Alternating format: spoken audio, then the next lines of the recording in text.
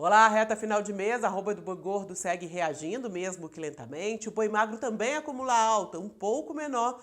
Mas o que chama atenção é o preço do bezerro, que não consegue romper a barreira dos R$ 3.000. Por quê? É o que a gente fala no Mercado Pecuário DBO.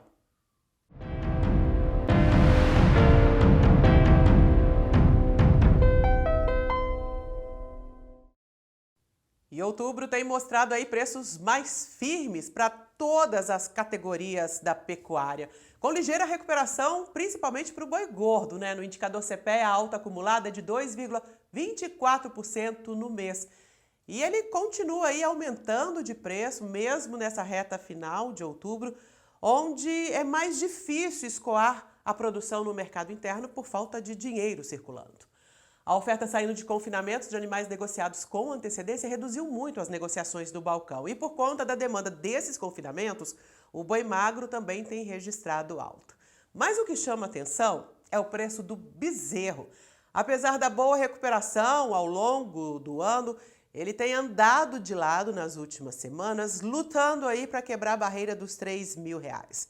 O preço mais alto pago pela categoria foi registrado em abril de 2021, cerca de R$ 3.100, somando a inflação do período, o IPCA simples.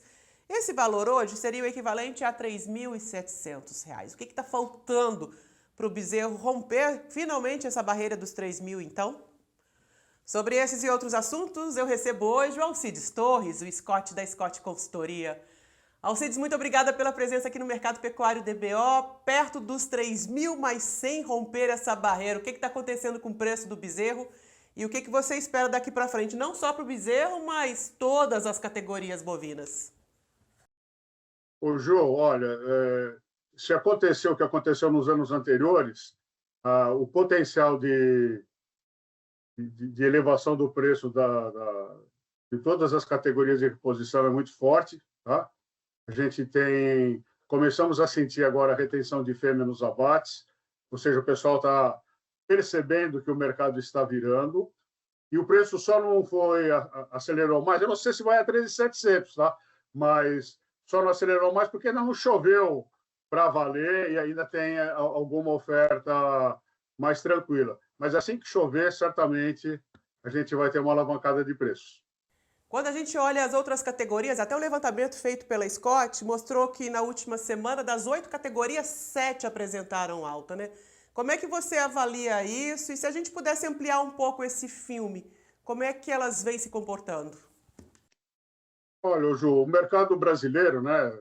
Quem está na área já sabe disso, mas vem se especializando, tá? Então, quem está no confinamento sai à procura de boi magro, é a categoria predileta desse pessoal. Quem está acreditando em preços melhores aí para a reposição está investindo no rebanho de fêmeas, então está comprando novilha, bezerra, tá? Quem está pensando em preços melhores lá para 2027, etc., vai atrás de bezerro, que é um pouco mais barato. Então, é por isso que de 8, 7 subiram, porque você tem uma demanda firme para quase todas as categorias de reposição. E, é claro, a expectativa é que até o boi gordo suba, por isso vai arrastar tudo isso junto. Tá?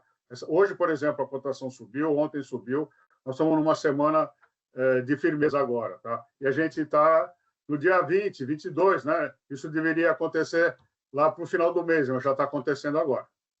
Como é que estão os preços hoje em relação à escala? O que você está vendo? Olha, a gente está tendo... tem praças em que o ágio para o boi China é muito grande. Aí, nessas praças, o que isso significa? O comprador só quer boi China, ele derruba o preço do boi para o mercado interno, que é o que cai na rede é peixe, tá? Se bem que a gente está falando de boi. Então, você precisa cair fora desse mercado enquanto está desse jeito. Mas, na maioria das praças, o ágio está em torno de R$ 5,00, que é o padrão. Então, você tem procura para mercado interno e para exportação. E a exportação, esse ano, a gente deve ter outro recorde, né? Foi muito bom. Então, a gente tem uma demanda interna bastante boa, uma demanda externa bastante boa, e os preços têm subido firmemente, mas não com aquela volatilidade de antes, que subia R$ 10, 15. Agora a coisa está subindo de uma maneira mais previsível, digamos assim. A gente criou muita expectativa em relação a 2025, acreditando lá no começo do ano que a arroba poderia talvez chegar até perto dos R$ 400. O que aconteceu que nem nos 350 a gente está chegando ainda? Olha, ô Ju, nós estamos soltando uma análise, inclusive para ser publicada na DBO, nós vamos entregar entre hoje e amanhã para a Maristela, tá? E a gente tem a nossa expectativa, de maneira conservadora, é que a cotação da arroba do boi chegue a 330, 340, se repetir o mesmo comportamento dos anos anteriores, tá? Agora, R$ 400, isso aí é que nem loteria. Hoje em dia, com essas mídias sociais, todo mundo fala o que bem entende, né? Mas o mercado... É assim, você tem um nível de emprego elevado hoje, mas o poder de compra não está bom. Se você for no supermercado, você vê que pacote de bolacha, o peso caiu 10%, 15%, iogurte caiu quase 40% o peso. Então, a gente está numa situação que a gente chama de reduflação. Tem pleno emprego, que só 5% da população economicamente ativa não está empregado, mas o poder de compra ainda anda meio balançando. Tá? Mas, apesar disso, o consumo interno de carne bovina está no nível razoável e a exportação, então, está batendo recorde atrás de recorde. Inclusive, aumenta o volume exportado e aumenta a cotação da tonelada de carne exportada. A gente recebeu aqui algumas perguntas, Scott. Aline Pereira, novilhas para o abate ou segurar para a estação de monta?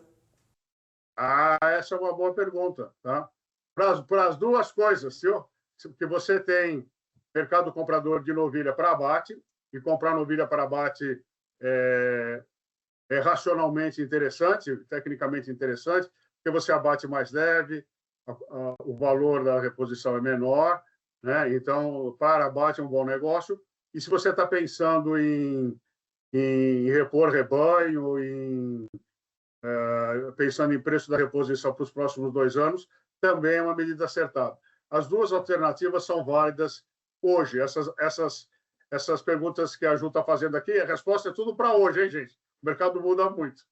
Hoje, dia 22 de outubro, quarta-feira, né? Dependendo das dinâmicas aí do mercado, pode mudar tudo. Luciano Pereira, com abates recordes no último trimestre, ainda está longe a virada do ciclo? Não. Nós acreditamos que a gente já está nos estertores finais do ciclo de baixa de preço e agora a gente tem um mercado firme. O que a gente não pode confundir é a expectativa de preço com firmeza de mercado. Tá? A Ju perguntou aí, o boi vai a 400, vai a 350? Isso é o mercado que determina poder de compra, etc. Lembrando que, embora o governo tenha dado abundantes benefícios sociais, pensando em alimentação, boa parte dessa grana está indo para jogo eletrônico. Então, nós temos outras concorrências que estão consumindo essa grana. Tá? Mas a expectativa é que a gente entre no ciclo de alta de preço, sim. Um dos termômetros, respondendo à pergunta, é que os frigoríficos estão fazendo contrato, fazendo compras futuras. Tá? E o frigorífico só faz compra futura quando ele imagina que vai ter menos boi lá para frente. Tá? Tem muito frigorífico fazendo parceria com confinamentos, com confinadores, para ele dobrar a capacidade, triplicar a capacidade, aumentar a capacidade de 50%, já se preparando para uma demanda futura por carne bovina. Tá? Só para complementar isso, quer dizer, na questão de engorda, o Brasil já domina bem a matéria, a ciência toda, e aonde a gente tem um gargalo é na produção de bezerra, na cria. Tanto é que nós estamos fazendo uma excursão aí pelo Brasil todo, o nosso circuito cria, para determinar, para identificar o grau de tecnologia, quais são os gargalos, o que o produtor pode fazer, para que a gente tenha uma cria tão eficiente quanto a terminação que a gente tem no Brasil. Tá? Então, esse é o nosso busilis agora, sabe? Daqui para frente. Então, eu acredito que nos próximos 5 a 10 anos, já pensando longe, a gente precisa melhorar bastante o nosso sistema de cria, porque a determinação está bem feito. Essa parceria que você fala entre os frigoríficos, já pensando numa escassez de oferta de boiadas, tem a ver com recorte momentâneo, prevendo que o ciclo vai virar, que o preço vai subir, ou você acha que essas parcerias vão se tornar cada vez mais comuns, é uma nova ferramenta da pecuária, é assim que ela vai trabalhar? Olha, Ju, boa pergunta, viu? Mas eu acho que é uma tendência. Você vê, por exemplo, o que aconteceu na suinocultura e na avicultura, né? Que essa parceria acabou virando. Até se você ligar para um avicultor hoje e perguntar para ele quanto é que está o quilo do frango, ele fala: eu não sei, eu recebo por quilo produzido. Tá? Então, ele nem quer saber do mercado, ele já saiu fora disso. Isso vai acontecer com o boi? Não vai acontecer, não, pelo menos não agora, mas essas parcerias elas tendem a aumentar. Por quê? Porque a gente precisa de, por exemplo, preciso de um boi padrão, para o cara da indústria adivinhar que num rebanho de 10 mil cabeças eu vou ter picanhas do mesmo tamanho, filé mignon do mesmo tamanho, entendeu? Toda a parte de ciência da alimentação. E para ter isso eu preciso de parceria. Tem mercado que quer carne com cobertura de gordura, tem mercado que não quer cobertura de gordura. Então, o Brasil atende todos os mercados. O Brasil é um país extremamente competente. Então, mas para eu ter essa mercadoria, para ter essa boiada, eu vou ter que fazer parcerias.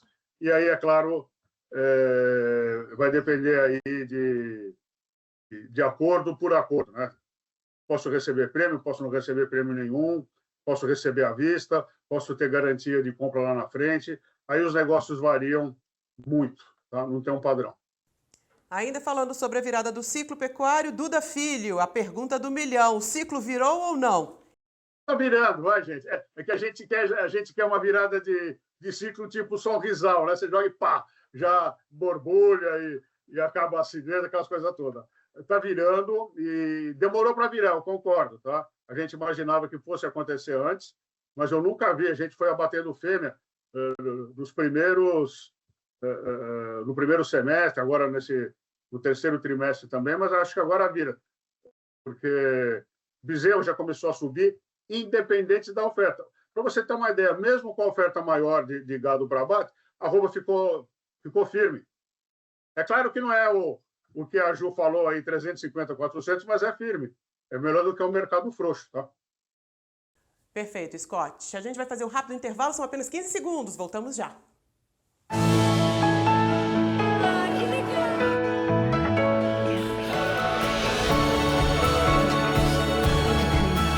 Minerva Foods. Carnes que se conectam com momentos especiais têm a nossa marca. O Mercado Pecuário já está de volta, hoje conversando com Alcides Torres, o Scott da Scott Consultoria. Ainda falando sobre o mercado externo, no próximo domingo, Trump e Lula devem se encontrar na Malásia e finalmente conversar. Você vê bons sinais aí para a nossa carne? Você acha que o tarifaço será reavaliado? Porque até agora ele não falou nada do nome do Brasil, né? Inclusive querendo comprar mais da Argentina. Ele se comprometeu com a Argentina, colocou a mão na cumbuca, né? Agora vai ter que dar um jeito lá com os argentinos, né? Mas o tarifaço contra o Brasil afetou muito mais os norte-americanos do que os próprios brasileiros. A gente já redirecionou toda essa carne. É claro que frigoríficos de pequeno porte, que estavam com 80%, 70% da exportação para os Estados Unidos, sentiram o drama, tá? Mas, assim, do ponto de vista da pecuária nacional, pouco é feito, tá? E o Brasil tira de letra isso aí, tá? E a gente estava exportando muito recorte de carne para fazer hambúrguer, e eles estavam dirigindo a carne, o filé deles, né? Esse é o termo mais adequado, eles estavam exportando e usando a nossa carne para fazer hambúrguer, que você pode acrescentar gordura e faz o hambúrguer no paladar deles lá, tá? Mas perder mercado é ruim, viu, Ju? Então, se puder recuperar esse mercado, tanto melhor. Mesmo porque os Estados Unidos já era o nosso segundo destino, agora ficou o México. Te preocupa a investigação de salvaguarda na China, que deve sair em novembro? Isso sempre é uma ameaça, né? Porque eu acho que essa é uma das razões, inclusive, para essa importação maciça de carne, que provavelmente a gente vem ou com cota ou vem taxa, tá? Porque a gente está bagunçando o coreto lá dos pecuaristas chineses também. E a gente vende carne para a China, Ju, porque a arroba lá é cara, é mais de $120 a arroba. Aqui é 50. Tá? Quando a gente exporta gado em pé, é 70. Então, a gente tem uma condição muito boa, mas não é dumping. é puro mercado, é sistema de produção. O Brasil é competente nisso. Eu espero, se a investigação for idônea, vai constatar que não tem dumping nenhum. Dumping é quando um produto custa 10 e eu vendo por 8. Tá? No caso da carne bovina, não tem nada disso.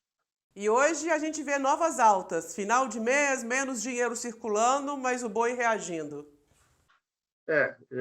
E agora a tendência é essa, porque você vai para o final do ano, a gente já está quase no final de outubro, aí entra novembro, começam os empregos temporários, festas de final de ano. O pessoal aqui do escritório já me deram uma facada para fazer a festa de final de ano, para fazer essas coisas todas. Agora vai, né? Agora você compra a carne, agora a coisa dá uma melhorada de qualquer jeito. Alcides, te agradeço imensamente a presença mais uma vez aqui no Mercado Pecuário DBO. Seja sempre muito bem-vindo. Obrigado, Jô. Tudo de bom. Bom trabalho para todos. Saúde e felicidade. Obrigada. Dúvidas, comentários, quais os assuntos você quer ver no Mercado Pecuário DBO? É só mandar no nosso Instagram, @portal_DBO. Muito obrigada pela sua companhia. A gente se encontra. Tchau.